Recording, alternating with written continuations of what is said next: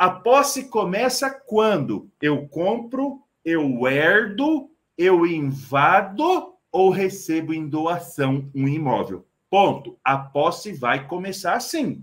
Agora, como que eu vou demonstrar que o cliente exerce a posse? Eu vou demonstrar que o cliente exerce a posse se eu conseguir demonstrar, porque é uma situação fática, lembra? É uma situação de fato, ó, ele herdou. Ah, eu tenho aqui,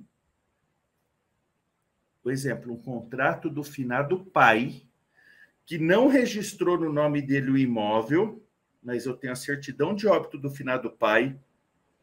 Eu tenho aqui o contrato que o finado pai, aquele contratinho de gaveta que o finado pai fez, eu tenho aqui. Professor, essa é uma prova boa? Isso.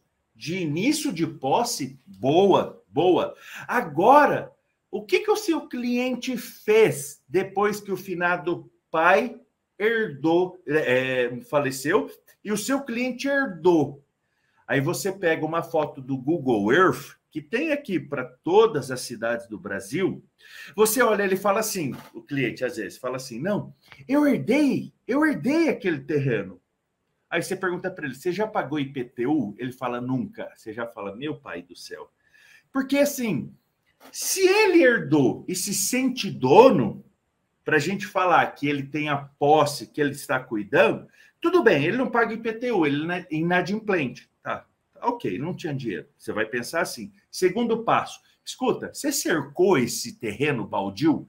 Não, eu quase nem vou lá. Aí você pergunta para ele, mas você sabe se alguém já não está lá em cima e construiu a casa lá em cima? Aí ele fala assim, eu nunca fui lá. Você fala, meu pai do céu, vamos fazer o seguinte, antes de eu te atender, vai lá, tira foto do terreno. Tira foto do terreno, vai lá, porque as fotos do Google Earth que eu tenho aqui, que eu acabei de olhar esse terreno aqui, é bem antiga. Vai lá, tira foto. Aí o abençoado vai lá, tira foto. O terreno, como é baldio, tá um lixão. Sabe todos os vizinhos que fizeram construção, em vez de contratar aquelas tira-caçamba, aquelas caçamba que tem que pagar de entulho, foi jogando no terreno dele. O município também, meio relaxado, não fiscalizou isso, foi deixando. O terreno tá um matagal, tá cheio de entulho de obra dos vizinhos. Aí eu te pergunto, você é advogado, como que você vai conseguir fazer uma prova boa se o cliente não paga IPTU, não tem conta de luz, não tem conta de água daquele terreno? O terreno está um matagal cheio de entulho. Como que você vai conseguir falar assim, ele exerce um dos poderes da propriedade? O juiz vai falar assim, qual? Porque propriedade não tem ninguém tão relaxado assim no mundo, né, no Brasil. Brincadeiras à parte, estou falando isso para vocês, que eu estou partindo da pior situação, daquele cliente que fala que exerce a posse de um bem, que ele não zela por nada desse bem. E aí a dificuldade é, mesmo que ele tenha um direito de herança, até mesmo o cliente que comprou por contrato de gaveta um loteamento irregular, um loteamento clandestino, que aquele terreno não tem matrícula individualizada, só tem uma matrícula mãe daquele loteamento irregular ou clandestino, só que o cara... Você chega lá no terreno, tem 3 metros de altura de mato. Aí eu te pergunto, vai ficar difícil fazer a prova. Por quê? É um terreno baldio. Ele não tem conta de luz, não tem conta de água, não tem conta de nada. Ele não paga nem o IPTU, não tem inscrição no prédio da prefeitura. Os vizinhos não sabem que ele é o possuidor daquele terreno baldio. E aí, professor, como que eu provo isso? Escuta, não dá para provar. Não dá, porque se ele aparecer no tabelião de notas e disser eu sou proprietário de um terreno que tem 3 metros de altura de mato, um outro chegar e falar a mesma coisa, quem que tem a verdade? Essa é, presta atenção, você, meu querido aluno, minha querida aluna, seguidor. Essa é a grande dificuldade quando o cliente não cuida do imóvel. O que o professor sugere? Eu estou partindo da pior situação. É diferente quando a pessoa compra, contrato de gaveta, uma casa, mora na casa e tem conta de luz, tem conta de água, todos os vizinhos sabem que ele está ali. É diferente quando o cliente, ele, por exemplo, compra o terreno, ele roça o terreno, a cada 5 meses ele vai lá no terreno, ele cerca o terreno, ele faz um murinho no terreno, ele coloca uma grade no terreno. Os vizinhos veem que eles estão fazendo isso, porque como é uma situação de fato, ele tem que demonstrar isso publicamente. O próprio Código Civil vai dizer: considera-se possuidor todo aquele que tem de fato o exercício pleno ou não de algum dos poderes inerentes à propriedade. Eu já vou te explicar isso daqui, traduzido juridiquês para a prática. Mas o que eu quero que você tenha em mente é que nós estamos falando de uma situação fática, que o cara recebe a posse porque ele comprou, porque ele herdou, porque recebeu em doação ou porque ele invadiu. Agora, o problema é a origem da posse. Ok, às vezes eu tenho documento, uma doação, uma compra e venda, uma herança, com certidão de óbito do finado pai, pega o contrato dele. Agora, como que eu demonstro essa continuidade da posse do cliente? E eu estou pegando a pior situação que você vai pegar na regularização de imóveis, aquele terreno baldio, aquele terreno que não tem nem vizinho da direita nem da esquerda, porque também são terrenos baldios. E o abençoado do seu cliente nem sequer fez uma cerquinha de arame, nem sequer manda capinar, nem sequer correu atrás do prédio da prefeitura para pagar o IPTU. Porque se ele vem há 5 anos, 10 anos pagando o IPTU no nome dele, ou quiçá no nome do finado pai, ou quiçá no nome de quem ele comprou, eu pego o contrato, pego os comprovantes de pagamento, eu penso, olha só, imagina numa prova judicial ou extrajudicial, se for a uso campeão extrajudicial, eu digo, olha, você tem documento, você está cuidando, você está capinando o terreno. Mas o que acontece às vezes na prática? O cara nem vai no terreno. O terreno está um matagal desgraçado.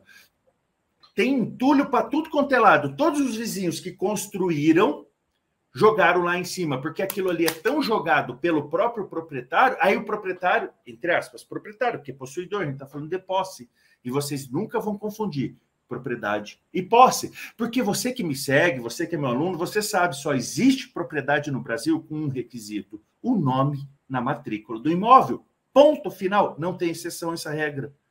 Agora, o abençoado que nem o nome tem numa matrícula, que nem cuida do imóvel, que comprou, herdou, invadiu ou recebeu em doação, ele vem, te procura e fala assim, doutor advogado, joga para você, resolva isso. Aí você fala, meu amigo, como que eu provo que você exerce um dos poderes da propriedade? E aqui eu vou entrar nesse assunto. Quais são os poderes da propriedade ou quais são os atos que nós temos que analisar na história do cliente, quando ele conta a história que ele tem a posse de um imóvel, que nós temos que... encaixou no 196. São 2 artigos. Você que me segue, você que é meu aluno e minha aluna, você já sabe. O professor aqui gosta muito de citar os artigos, porque aí você pega e lê, revê a aula aqui, e lê, e anota, e nunca mais esquece. Os poderes, se o Código Civil fala no artigo 1196 que possuidor é aquele que exerce um dos poderes da propriedade, eu tenho que analisar o que é propriedade. Então, você vai sair do 1196 e vai para o artigo 1228. Quando nós vamos para o 1228, o que nós vamos analisar? O que é propriedade? Propriedade no Brasil é aquele que ou usa, ou goza, ou dispõe, ou reavê o imóvel. Está lá no 1228. Então, o seu cliente tem que exercer um dos 4 verbos que está lá no artigo 1228. Ele tem que usar o imóvel. E aqui eu estou partindo, meus amigos, minhas amigas, queridos alunos, queridas alunas, da pior situação. Eu estou falando de um imóvel, de um terreno baldio, porque é o que eu mais recebo de mensagem.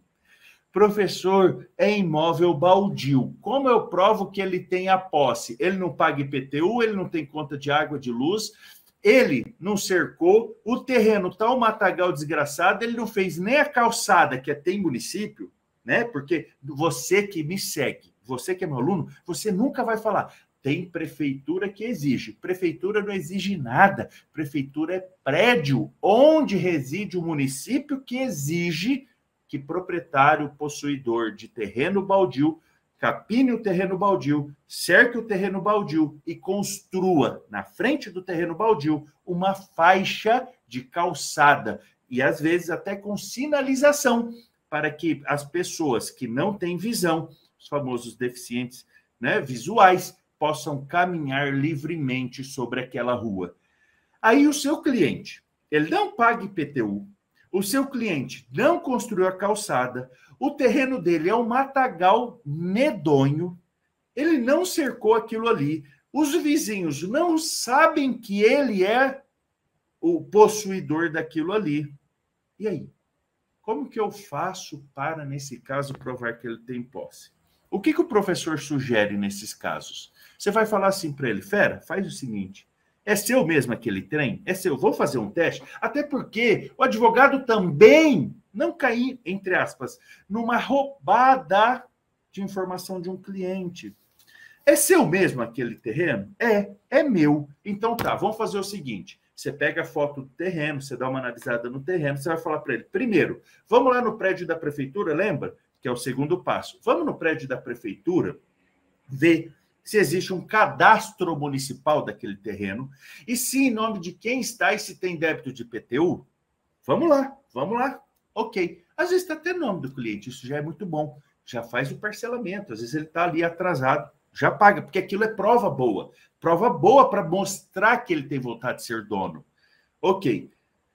Outra coisa, você vai falar para o cliente, manda alguém capinar, pega o recibo, vamos colocar uma cerquinha aqui em volta e vamos colocar uma placa com o seu telefone falando que você é o proprietário e eventualmente quer vender.